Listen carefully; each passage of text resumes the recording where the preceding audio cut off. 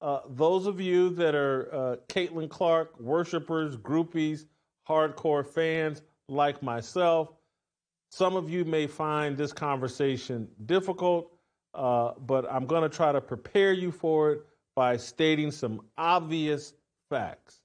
So as you listen to me unpack this take on Caitlin Clark, remember this.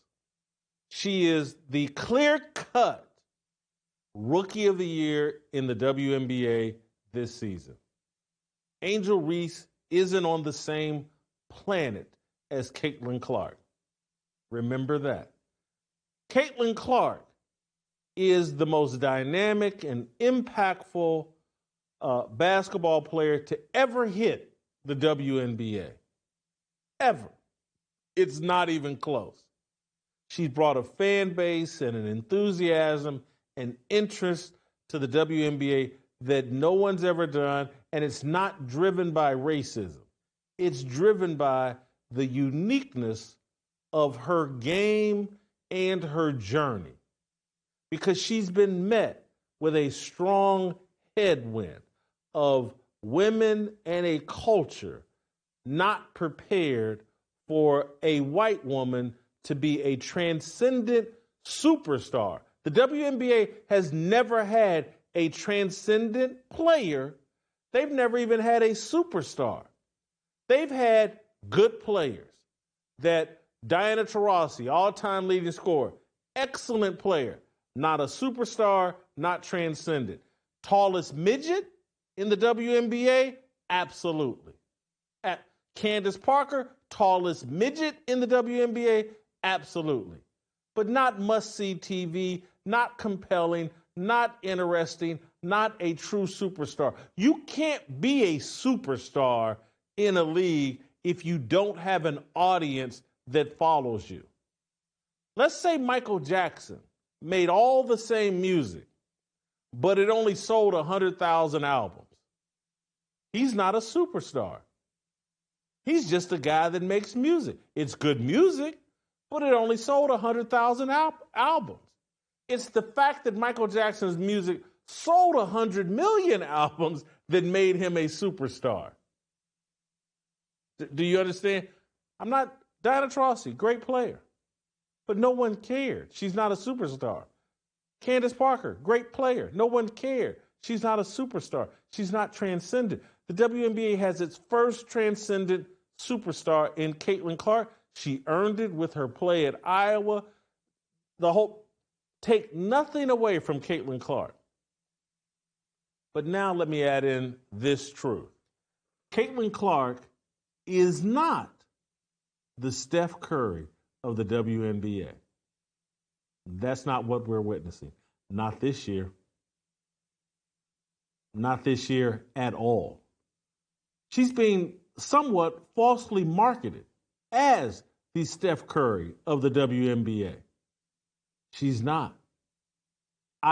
This is the problem with someone like me, who, when I fall in love with something, when I get interested in something, I actually go, well, damn, let me do the research and let me watch this.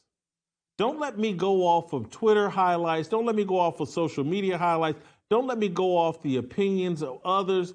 Let me actually watch for myself and reach my own conclusions from what I see and then what I find in research.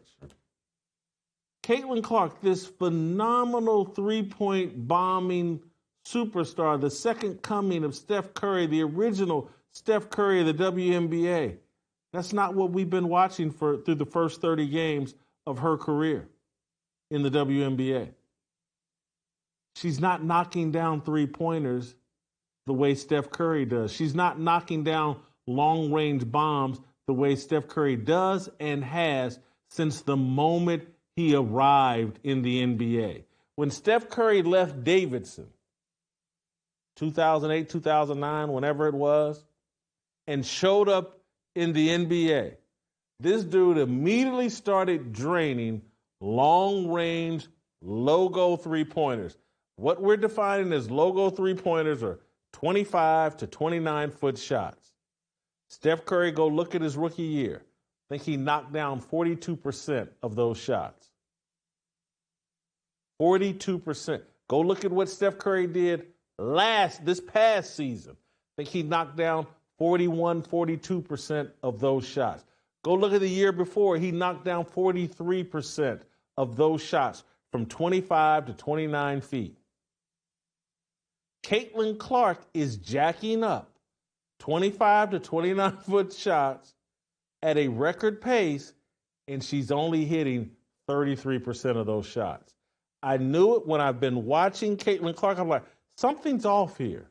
I'm enjoying it. I'm enjoying the narrative. I'm enjoying the struggle. I'm enjoying watching her compete and have success in a league where there's all this blowback and hostility and resistance to her. But this don't look like Steph Curry to me. She's not knocking down enough of those shots. When she shoots those shots, I have now come to expect she's going to miss those shots. I literally had reached the conclusion with my eyes. I'm like, man, I think she's knocking down like 20% of these shots. I went and did the research. She's knocking down 33% of those shots. That's not a high number. That's not a high number.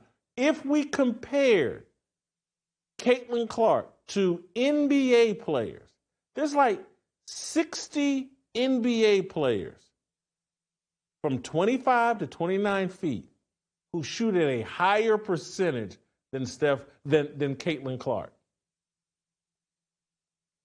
She's grouped in with a bunch of no names. We're seeing, if we wanted to compare to somebody from distance, from logo threes, she's Kyle Kuzma. She's not Steph Curry. And so when I've been watching Caitlin Clark in the Indiana Fever, I'm not denigrating what she's accomplished. She's the Rookie of the Year. She's a superstar. She's transcendent. She's a great player. She's the reason I'm watching. I'm rooting for her. The reason I'm having this conversation is because I want to help her course correct. I don't want her to be enabled and lied to like so many others are being enabled and lied to.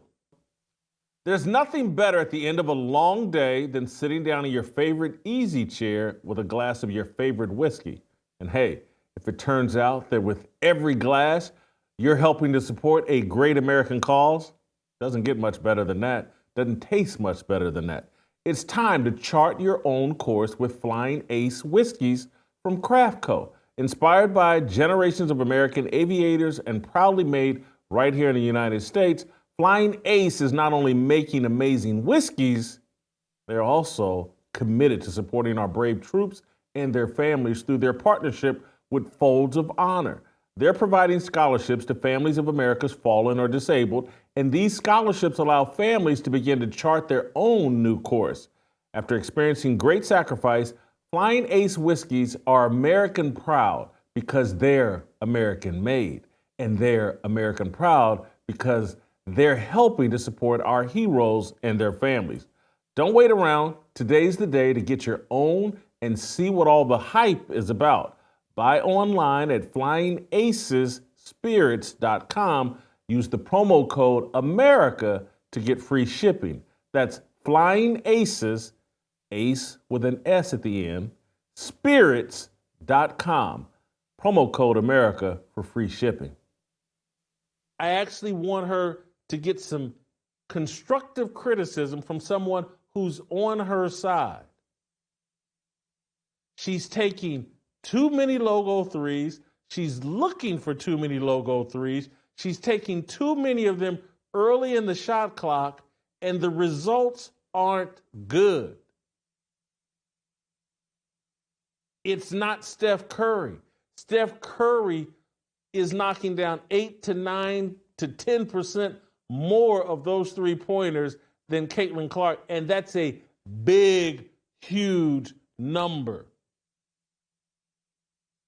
She's taking bad shots. She actually, because of what Kelsey Mitchell provides, because of what they're getting from Aaliyah Boston, because of the way they've been playing and the pace and Caitlin Clark's ability as a playmaker.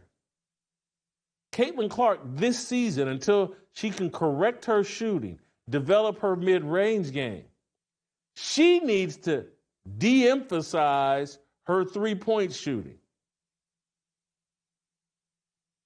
She needs to somewhat, as an offensive player, unless she wants to develop and lean into a mid-range game, she needs to defer to Kelsey Mitchell and Aaliyah Boston.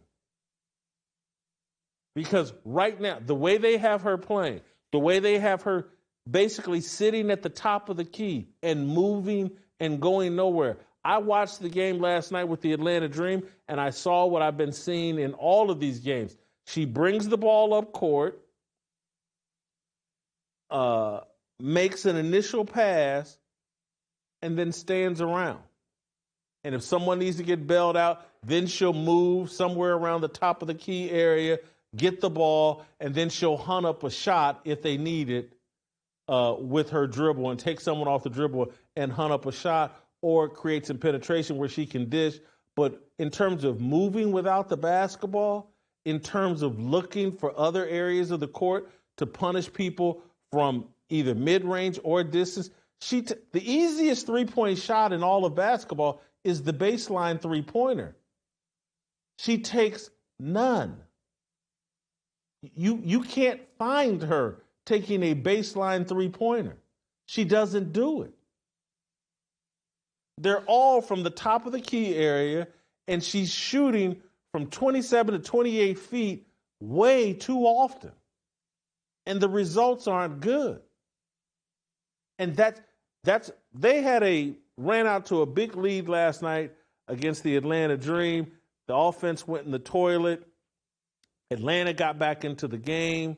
Caitlin Clark at one point had a wide open 17-footer that would have sustained momentum.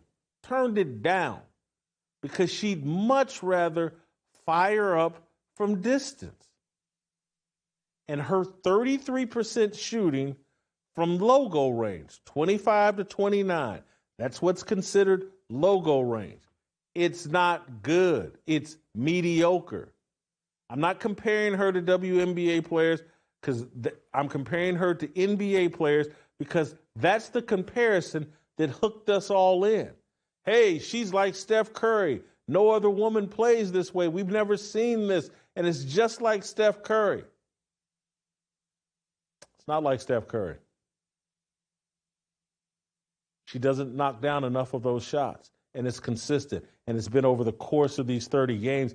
If you've been watching, if you've been tracking more than the stats, if you've been paying attention yourself, you now are in the habit of like, oh, man, she's pulling up from deep. That ain't going to be no good. Clank.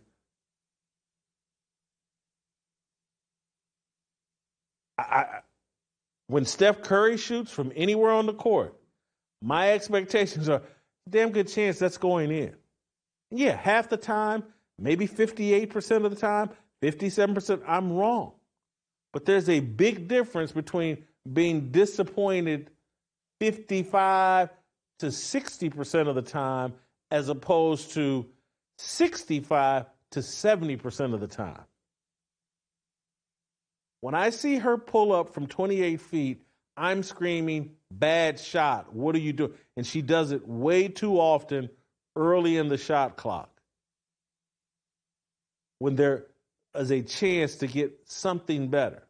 And if she moved without the basketball, there's a chance to get her baseline three-pointers, mid-range shots, something for someone else, anything. And if we keep Caitlin Clark in this protective bubble where there's not an honest conversation about her game, that's how you turn off teammates. If you enjoyed that video, be sure to hit the like button and subscribe so you never miss a moment of Fearless.